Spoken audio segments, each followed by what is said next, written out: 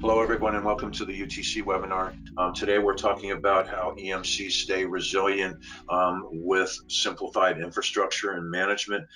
We have an excellent panel today. To kick it off, I'm going to introduce Danielle Gray, Sales Executive for New CyberSource. I'm going to put myself on mute and let Danielle take it away. Go ahead, Danielle. Hi, everybody. Welcome. Thanks for joining us this afternoon. I think by the end of this webinar, you will feel like this was a good spend of an hour today. My name is Danielle Gray, and I'm Sales Executive with New CyberSource. We are an IT solutions provider. We're a bit different than your average IT solutions provider, as in we would like to take a very consultative approach. So we have the ability to go in, consult with our customers, really kind of dig into their pain points, issues, concerns, and then we go back and build a tailored solution to fit their specific needs. And that's kind of really what brings us here today.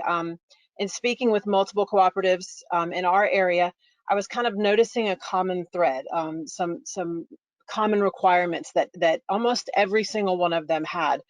Most of your IT teams are small, 3 to 5 guys.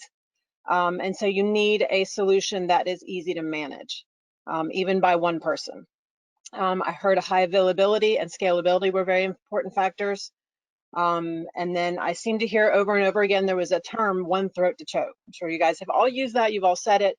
But with such small IT teams, you guys don't have time to call 4 or 5 different vendors, each one of them pointing at the other to triage an issue. You need to be able to make one phone call and get the situation resolved, and you know, you just don't have time to make those multiple phone calls. Also, of course, last but not least, affordability was always top of mind. So that's where scale computing comes in. I found scale computing, they're hyperconverged infrastructure solutions.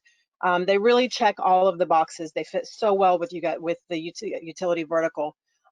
They're extremely easy to manage for a small IT team. Highly available, scalable, and affordable. And honestly, their support is awesome. It's second to none. And you're going to hear a lot of these features. We'll talk about them again as we go through the overview of scale computing, and then as we talk with our panelists later on in the presentation. So with that said, I'd like to introduce Frank Steele. He's a senior systems engineer with Scale Computing. He's going to run through a brief overview of Scale Computing, and then we're going to talk to some of your colleagues about their implementation and how it's really solved some of their IT headaches. So Scale. Frank? Yep, that's me. It is up to you, buddy. Yep, thanks, Danielle. And coming from the vendor side, I kind of like the phrase one back to pat, one hand to shake versus having my neck strangled, but to each their own there. So luckily with our product and customer support, there's not much throat choking going on around here. So with that, let's dive into a little bit about exactly what Danielle was talking about. We have quite a few EMC-based customers, different utility companies like that. And when talking with those folks, we're kind of starting to see a lot of commonality, common threads between them here. And, you know, a little bit about what we're seeing. I mean, the last few years have brought us all kinds of extremes, whether it's extreme weathers, you know, just hurricane after hurricane, it's wildfires. All of these challenges that are out there that you and your organizations that are constantly battling just to keep the lights on for our community there. Other challenges that are seeing is, you know, historically low gas prices across the world here. And then you combine that with we see the shift of, hey, let's move away from centralized power plants and let's move to more a decentralized model. And that affects things. But, you know, how does it affect things on the IT side of this? So basically that's putting increased pressure on the infrastructure and on you as the IT admins to create this flexible model, create that high availability that everybody's looking for. So, you know, as you say here, you know, innovation is needed to provide those communities that you're serving with greater customer service. We want more reliable power, but we've got to do it at that affordable price tag there.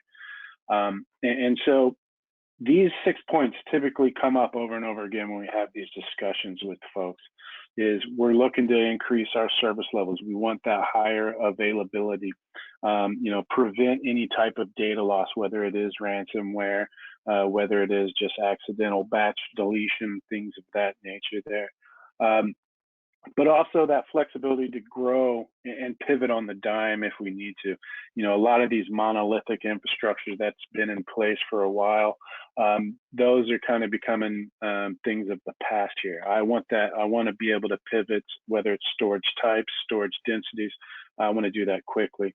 But how do I do that and keep that simplified to where it's something that our 1 to 2 person IT staff can manage and maintain? And then a lot of this stuff as well too is removing some of these isolated silos of data, of infrastructure. It could be that old beige server that you have running in the corner that, hey, that runs our billing and has been doing it since 1998, and the people that know how to use it really aren't around anymore. We've got to kind of somehow combine that into our existing infrastructure there. And all of that comes with this too, the price tag, right? How can we do more for less? So these are the pieces that constantly come up in any type of meeting, any type of work that we're doing with folks here. So I think that the innovation that's needed for this works hand in hand with the platform that Scale Computing has, which is HC3 here. So with this, what we've done is we've taken everything that you would commonly build over there on the left side for that high available virtual platform there. I've got SANs, I've got switching layers, I've got host servers, I've got hypervisors, I've got all these different vendors that Danielle was talking about, all the different licensing models. And we wanted to basically consolidate that down and turn it into an easy to consume and easy to manage appliance model like you see on the right. So we've taken everything, all those moving pieces, and basically created Lego blocks for the IT folks here.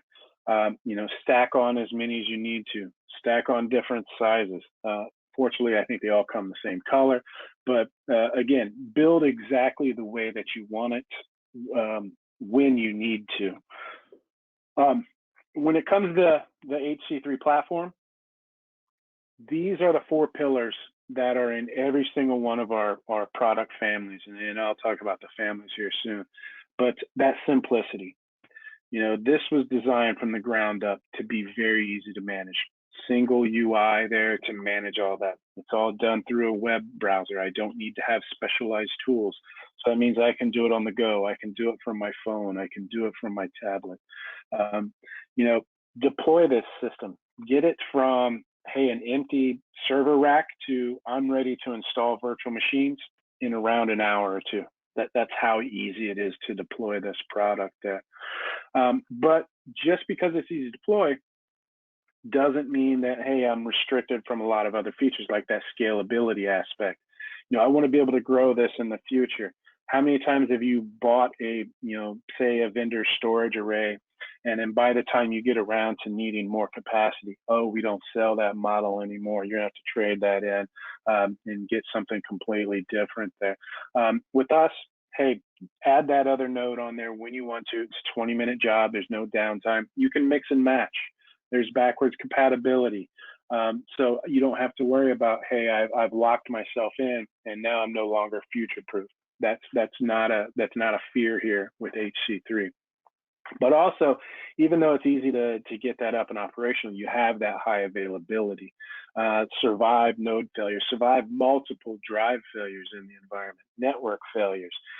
It has self-healing baked into it. There's a lot of machine logic that's designed inside to make this system is getting smarter every day, every update. It knows how to resolve previous issues.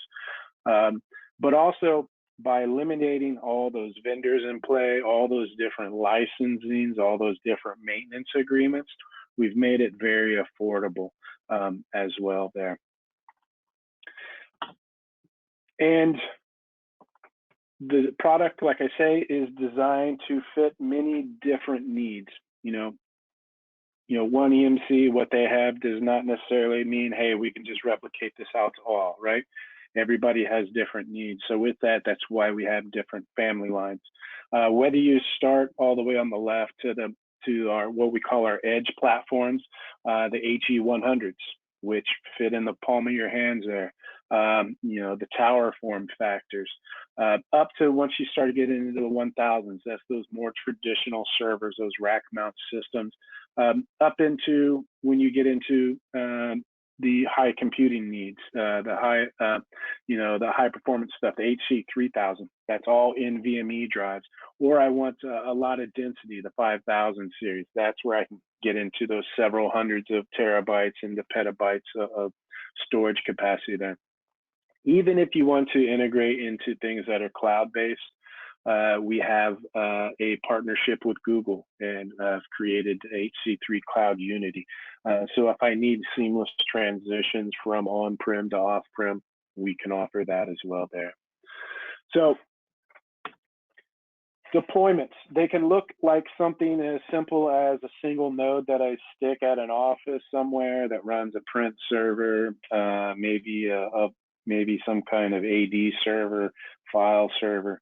I can do that as kind of a distributed enterprise. Maybe I have these at different locations across the county or across the state there.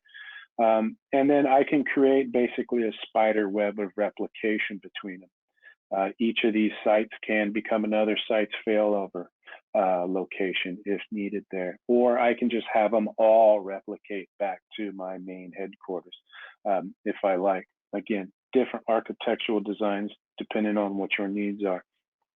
Some people like deploying the idea of just having a single node as basically a backup appliance.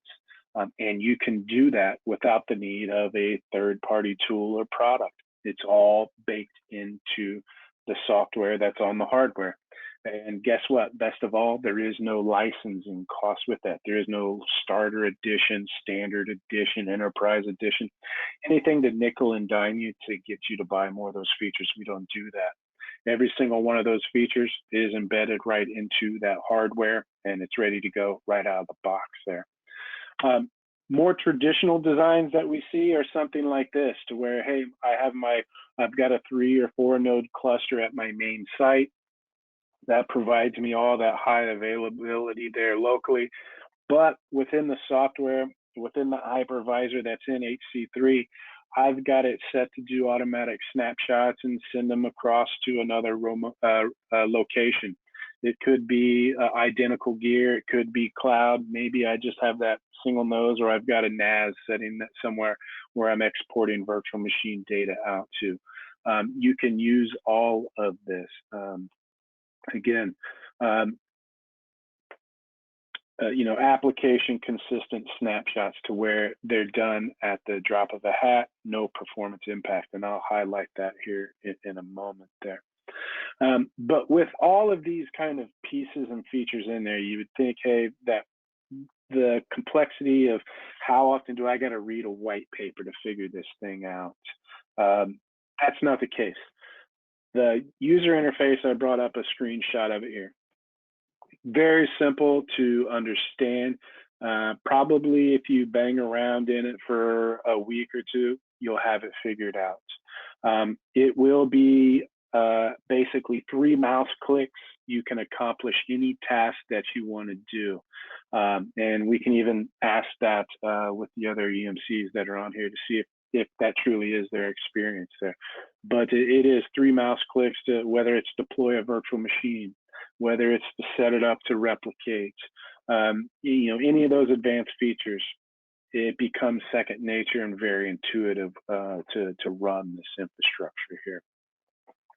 An ongoing advancement that we have with this as well too is we're seeing a trend with a lot of utility companies when it comes to things like smart metering, things of that nature, a lot of the smart grid stuff, where now they don't have that traditional data center anymore. They just have a bunch of, hey, they need to put gear at substations, power stations, things like that out in the field, to where that's where I showed you those AT150s earlier.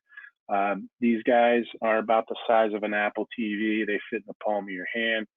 Same feature set as the full-blown 2U rack mount system if you wanted to. I can deploy hundreds of these with another simplified interface, see the health of them. I can actually do zero-touch deployments. I can scan a barcode on a box and then ship it out to the field somewhere. And then once it powers up, it'll automatically grab its configuration and join the existing cluster if one's out there, all that goodness. And that way I don't have to roll trucks with IT folks out to the middle of somewhere to get it up and operational there. Some of the features, I kind of mentioned briefly the idea of the snapshots. If you're using something like Hyper-V or VMware today, we are night and day different when it comes to the idea of feature sets like snapshots. I can take snapshots repetitively at an alarming speed there. In fact, sometimes when I do demos, it kind of gets people questioning, are you really doing a snapshot that quick, that frequently? Yes, I can do it very quick. I can deploy from a snapshot from any point in time in about 7 seconds. It is that quick to recover, spin up copies, clone them out. I can take thousands of snapshots of a single virtual machine, and I can keep those snapshots around for months at a time. Name me another product that'll allow you to do that much of redundancy when it comes to that snapshot, that kind of point in time reference within a virtual machine there. But I don't have to just recover those locally. Like I showed you earlier, I can design this to automatically ship those off-site somewhere. And my DR play or my business continuity, it is that same process as if it was locally. It is kind of select the point in time I want to recover from, and boom, in probably about 7 to 10 seconds, I can have that virtual machine up and running at that secondary site. Now, if you want, some people still want to have that traditional backup model. Hey, feel free to utilize, whatever backup products you're using today. Again, you can see on the left, that's kind of what we have baked into the products. But hey, maybe I want to keep something more long term. Maybe it's for compliance reasons. I got to keep 7 years or 10 years of this information. I might not want to keep that many snapshots on my local cluster, right? So that's where traditional backups still shine on doing that. Drive them off the tapes, whatever you want to. But we've also got a partnership with Acronis. They have the tightest level of integration with us as well. And they have a unique licensing model for us as well, to where it's unlimited virtual machines on there for the licensing cost. And you can ship those off anywhere you want to, whether it is a local NAS, a tape drive, or if I want to use something like AWS or Azure, any type of storage like that as well. Support, this was highlighted once earlier as well. Our support team, we want to give you that white glove experience when it comes to utilizing support.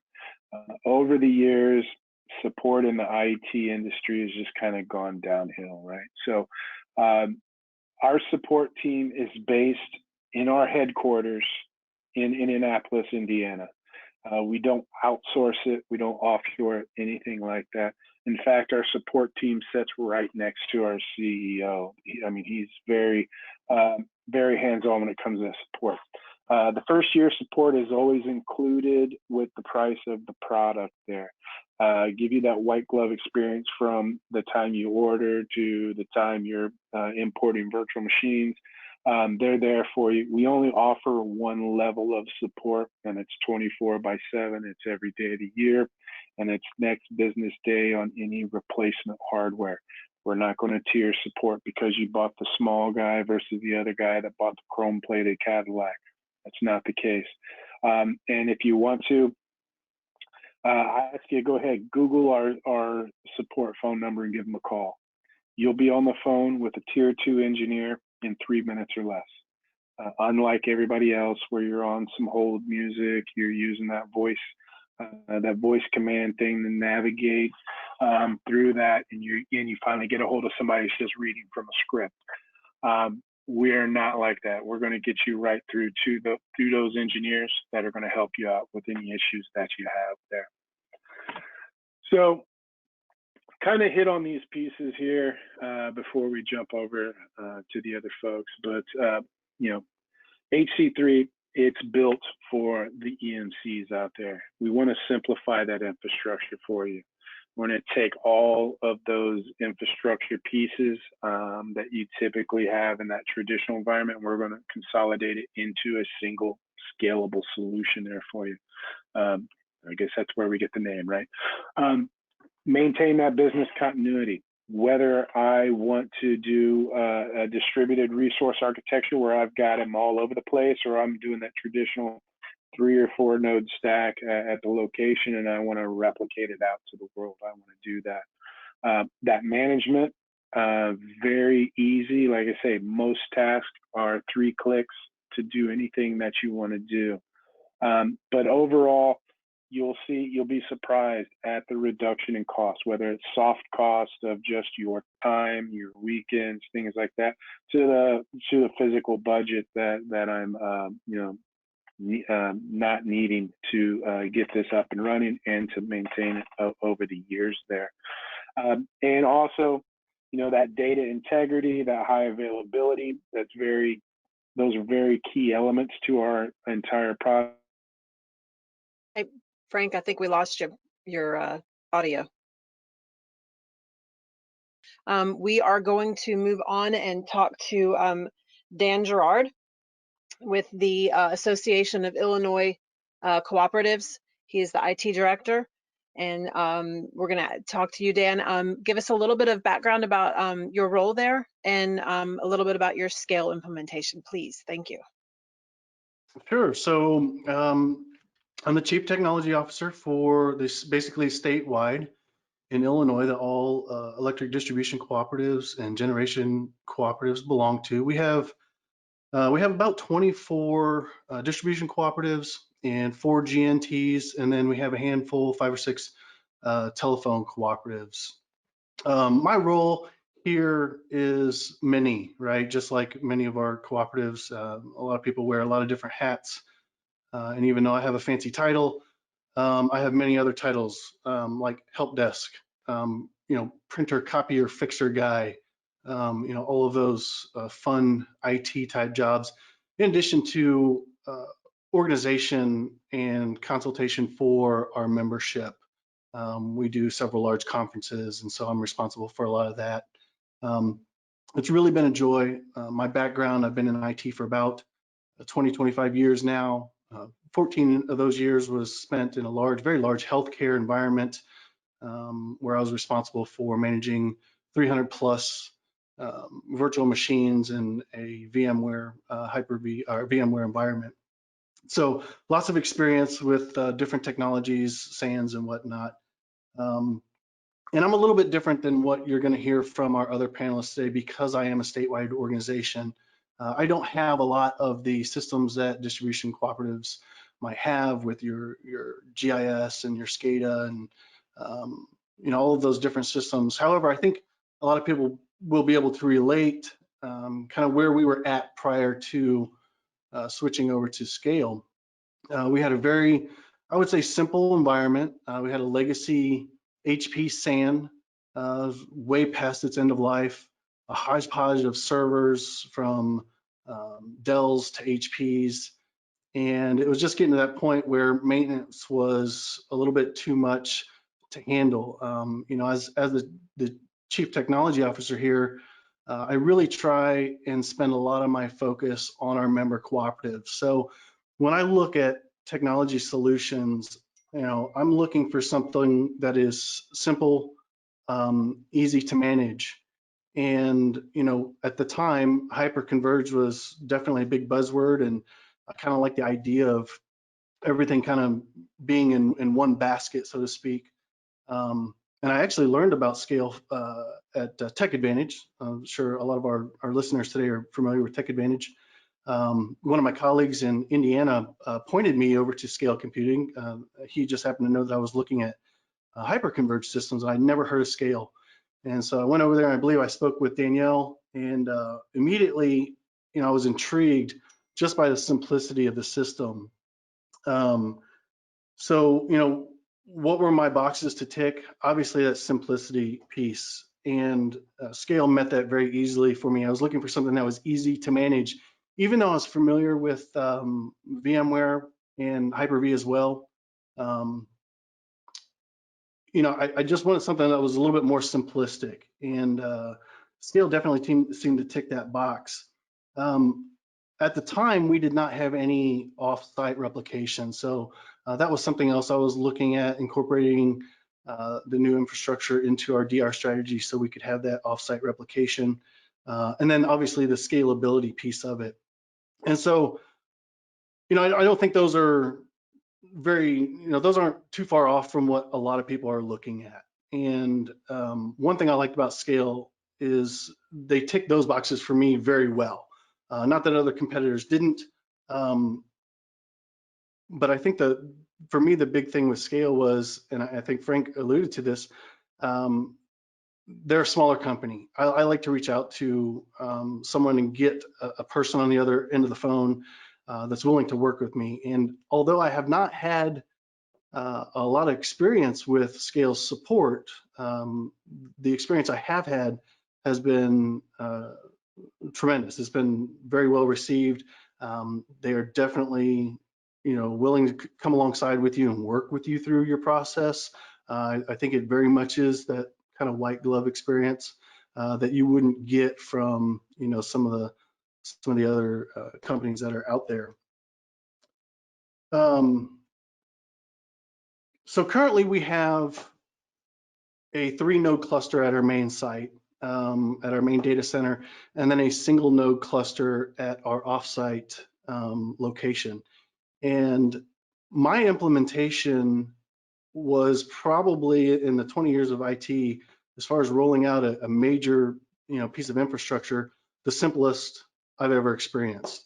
It was really nice. Scale did a great job of outlining this kind of implementation process, and there was all these milestones that we had to hit. And I'm an IT geek at heart, so when I get these boxes into AIEC, I immediately unbox them, put them in there, and start monkeying around. And it was very apparent that I didn't need a whole lot of assistance setting the system up. In fact, I had the system up and running within probably 4 hours from unboxing them. And I kept the schedule, although I didn't really need it. It was nice. They just kept on checking in with me, and I would say, hey, I'm kind of already there, and we keep the next spot. And so I was literally up and running within 4 hours. And as far as our offsite replication goes, that was basically as simple as standing up the main cluster. So all in all, I've had a great experience with Scale, and anytime I'm looking at products, I'm looking for products that I would recommend to our distribution cooperatives. If it's something that I can get in-house and play with and experience, and share that experience with our member cooperatives, that's one of the things that I'm here for, and how I can provide value to our membership. So I've had a really, really good experience with Scale's infrastructure. Just out of curiosity, Dan, did you have to use any other tools, third-party products to achieve that DR, or was just everything kind of included in the cluster to do that? The only thing I had to include was I implemented some Meraki firewalls, so I just needed to get that site-to-site communication. But no, other than that, everything just kind of worked. And as far as my servers go, I'm running kind of a mixed bag of Windows Server 2016 and Linux boxes. So I've got about nine VMs on there. and that's split probably 60-40 Windows Server and Linux boxes. Okay. All right. Awesome. Thank you, Dan. We appreciate that. Again, if anybody has any questions for Dan, if you'll just put his name at the beginning of your question and drop it in the chat box, if we have something come up at the end of the discussion, then we'll know that it's a question that's addressed for Dan. So thank you very much, Dan. We appreciate it. And we will move on now. We're going to talk to Joseph Tillman here at Colquitt EMC. And Joseph, we're going to ask the same question of you. If you can give us a little bit of information about your role and then talk a little bit about your scale implementation. Sure, yeah. So as Danielle said, my name is Joseph Tillman. I am a network administrator here at Colquitt EMC in South Georgia. I've been here for just over 4 years now. And to give you an idea of our size, we have a little over 40,000 members that we provide power to. We have 6 offices, with our headquarters being here in Moultrie, Georgia, and about 150 employees spread across those 6 offices. And very similar to Dan, when I started here, we were on a VMware environment. We had Dell EqualLogic SANs, some Dell and HP servers, and they had some age to them.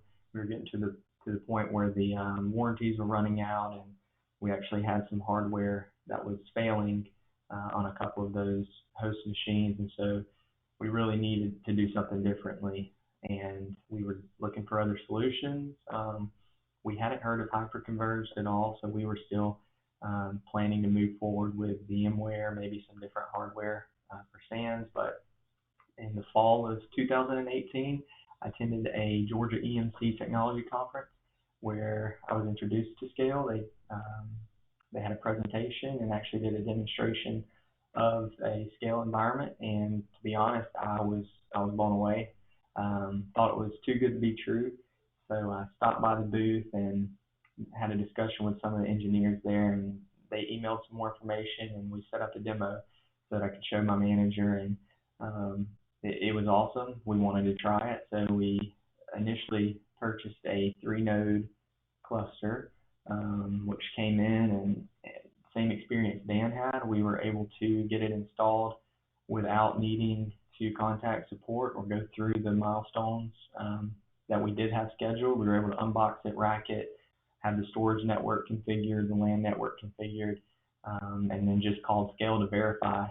Again, we couldn't believe that it was that simple, so we had them go in and verify, did we do this right? Because it seems to be working, although this is our first experience with it. So we played around with that for several months, moved some servers over to it, and it just performed really well.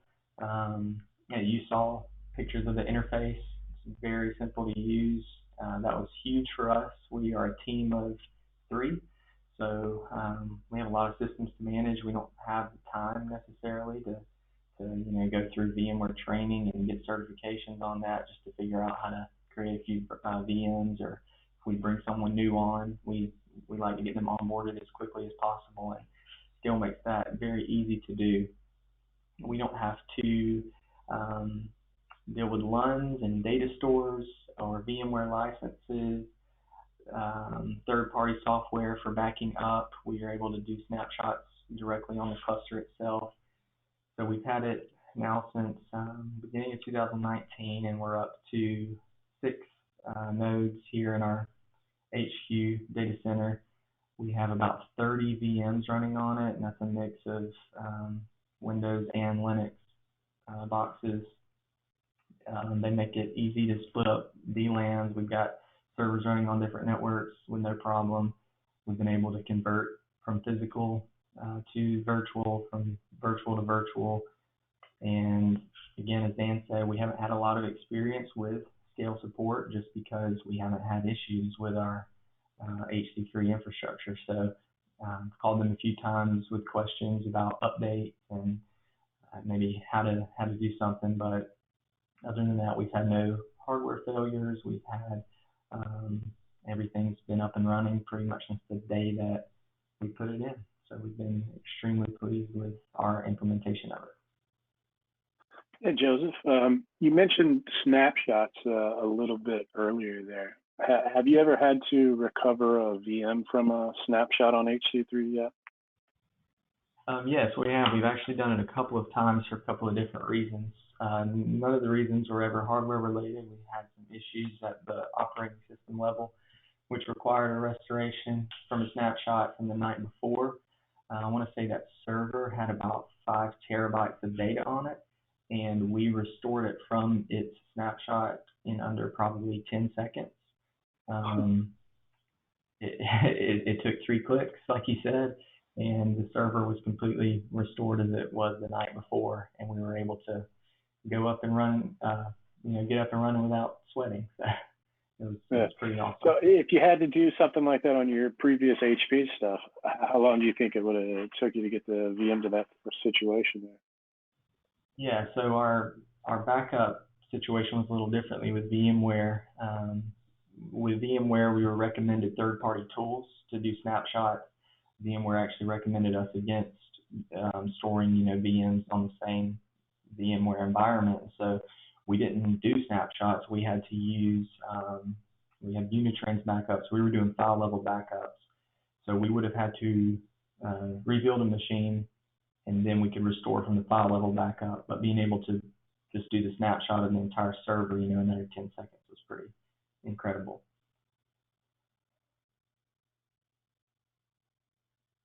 Awesome. Thank you, Joseph. We appreciate that. Any other questions that come up, like I said before, just go ahead and drop them in the chat box. But until then, we will move on. Thank you, Joseph. We appreciate your time. We're going to move on to Jim Steele. Jim is with Sumter EMC. And he's going to tell us a little bit about himself, Jim, and a little bit about your scale implementation. Danielle. So yeah, I work for Sumter EMC. We're a small co-op. We have about 20,000 meters that we serve. We have a big service area, but not a lot of meters. And so we have about 60 employees, and I'm the only IT person on our staff. And so when I came into the job about 3 or 4 years ago, we had a Hyper-V environment. It was older and was kind of a mix of a bunch of servers with direct storage on the servers. So we were looking at upgrading that environment and sticking with HP or Hyper-V was the plan. But trying to go to a SAN environment, which was a huge cost. So when we met New CyberSource and Scale at an EMC event, and then we started looking at it and saw the power that it had. The ease of management has probably been the biggest thing for us as a one person IT team, and I have to do everything. So not having to manage a Hyper-V environment like I was before has been a big help. It's easy to set up new VMs, to move things over. The updating has been one of the big things. It always took downtime to be able to update like the core servers in Hyper-V, or it took a management of moving them all around by hand. But updating the core servers is easy now. It actually turned out we were doing an update in Scale right now, and so I don't have to worry about it at all. It's running in the background.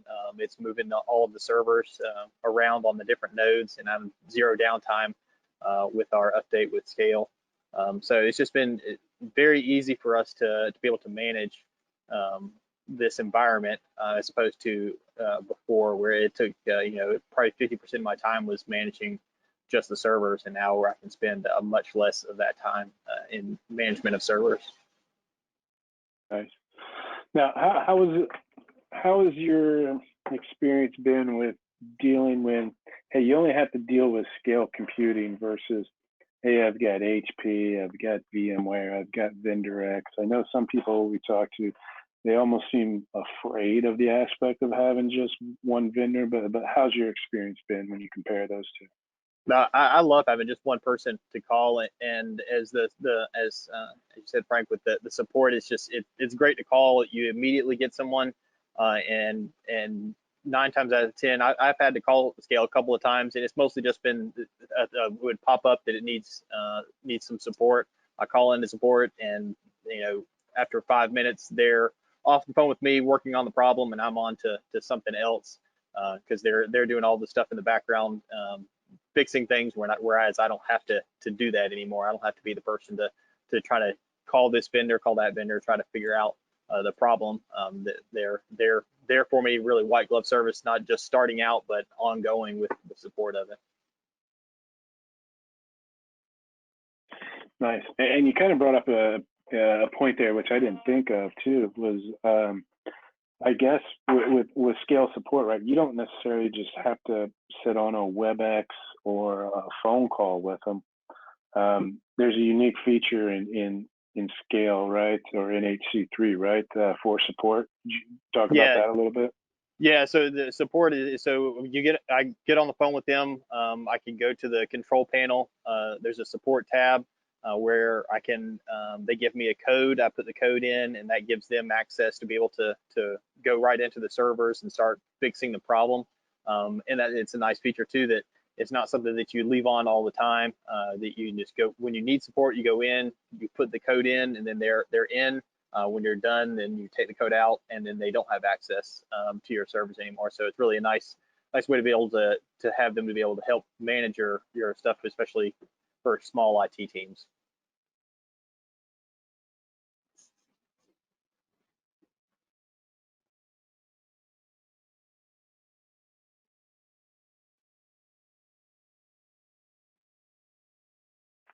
All right. With that, I was muted. Sorry. Thank you, Jim. I did want to mention, when you and I were talking and you were comparing solutions, that Scale has a total cost of ownership tool, and I remember that we used that to compare it to the other solution that the organization was considering, and it was definitely, how did that go compared to the other solution you were looking at? Yeah, that was a big help, especially. I mean, is when you're upgrading anything big like your servers, that's a big price tag that you're putting on it. But being able to use that tool gave us a lot of good information to show our board and our management team that, hey, this is what we would be spending to get something at a comparable level. So it was easy to do.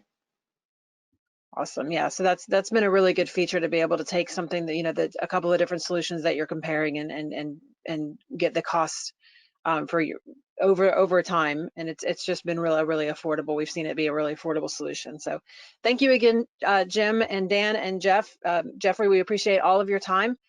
We have a couple of questions down in the chat box. I think they're probably going to be more for Frank about Scale in general. So we'll run through those questions really quick. As we're going through these questions, again, if you have any last minute questions, please feel free to ask them now. And then we can address those before we go offline here. So Frank, let's see, the question is, I'm fully deployed with VMware. What does that migration look like? Yeah, so the migration is very simple, very straightforward. So there's two ways to go about it. A lot of it depends on how much uptime you want to do. If uptime's not that big of a concern, you can always export your existing virtual machine out of, whether it's VMware, whether it's Hyper-V, whether it's Citrix, what have you there. You can export that out, and then in our user interface, there's a import button. Point it to the location of that exported VM, and it'll copy that virtual machine in. And then what it'll do is it'll discover that, hey, this is a VMware style VM, it's a VMDK, and it'll go ahead and trigger a conversion on that. Typically, the only changes that need to be made when you do these conversions is if you're using some of their particular branded drivers, like if I'm using a VMware network adapter driver, I've got to swap that out. But other than that, really no other changes need to be done to the virtual machine once it's imported in. Okay, thank you. Next question, if storage is maxed out on HC3, is there a preference for attached storage to HC3? So a lot of that has to do, the storage is all baked into the product. And what we've done is created our own, Scribe is what our virtualization-based storage is, and eliminates the things like some of the folks on here mentioned. I I don't carve up LUNs. I don't deal with data stores, all that. And a lot of it is that dynamically provisioned storage that's within Scale. So if I need to add capacity, I'm not reaching out to my vendor. I'm not, reaching out to, vendor X and say, hey, my shelf is filled with drives. I need more storage. I need to pop in an array. I need to get the right size drives and put those in there. I need to do all the software layers, the multi-pathing. Let's forget all that. Basically, you just reach out to you, Danielle, or Scale, and say, hey, I just need I need another 20 terabytes of storage capacity. What can you do for me? And then you just take that node and you stack it right into the cluster. It's 20 minutes of your time to get that, and then it's fully provisioned and ready to go. Awesome. Okay. And then I have about 300 VMs. Can Scale Computing handle that? Yeah, we've got sizes for anybody's particular needs, whether it's 300 servers, it's 300 desktops, whether you need GPUs, whether you want NVMEs, whether you want to mix storage capacities. We've got different build options for nearly every single case out there. Okay, and what if they needed to scale down for some reason? Yeah, you can always break clusters up. We see a lot of people, what they'll do is create kind of a evergreen situation to where, hey, I'm gonna maybe for the initial deployment, I'm just going to need 3 or 4 nodes of capacity, and that'll last me maybe 2 years. And then come year 3 or 4, I'll add another node, and another year I'll add another node. And then what I can do is the original hardware, once it starts reaching end of life, I can gracefully drop those out of the cluster. So then I'm kind of shrinking my capacity, getting rid of the older hardware. But my virtual machines continue to operate and just kind of move on along the lines there. So I never have to do a big kind of forklift upgrade. I don't have to do a big transition. It doesn't become a big project. It's just, hey, I turn it more into an operational cost than to a big project, a big ticket item. Okay, thanks, Frank. We do have a question for the panelists. For any of you, can any of you, Joseph, Jim, or Dan, can you speak about the applications on your systems? What have you seen once the apps have been moved to Scale, both the good and any bad?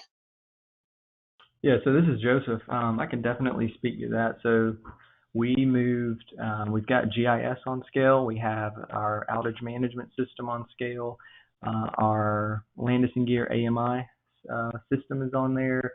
Any infrastructure systems, DNS, domain controllers, things like that.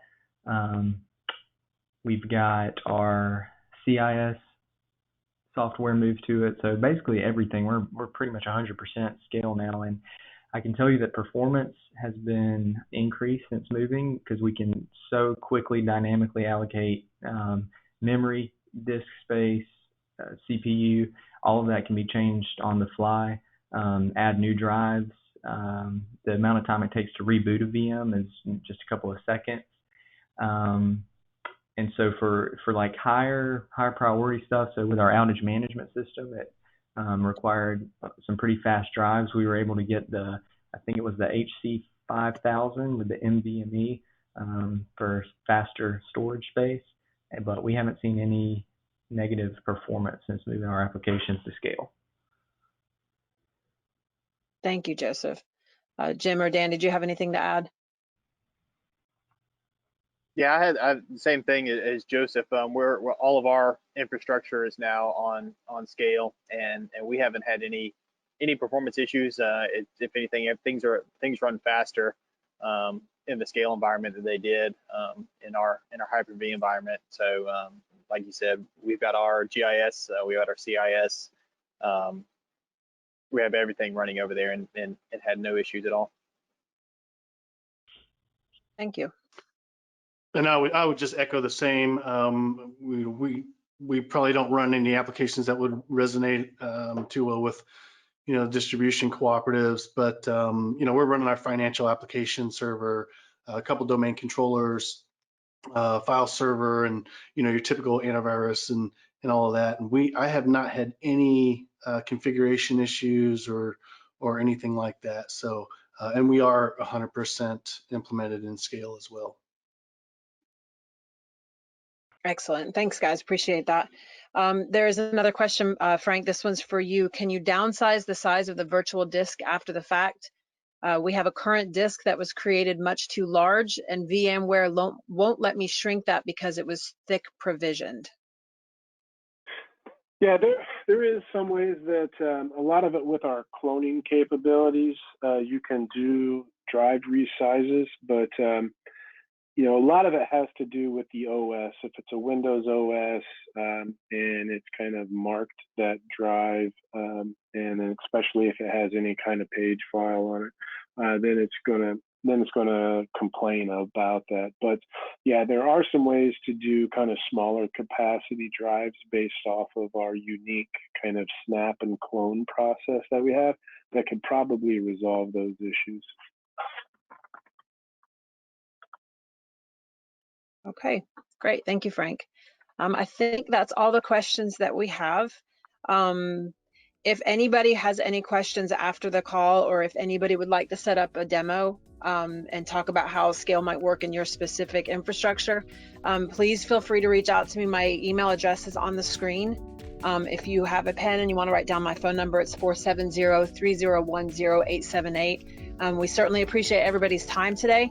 We're happy to answer any questions after the fact if you want to shoot me an email, and we look forward to talking to you.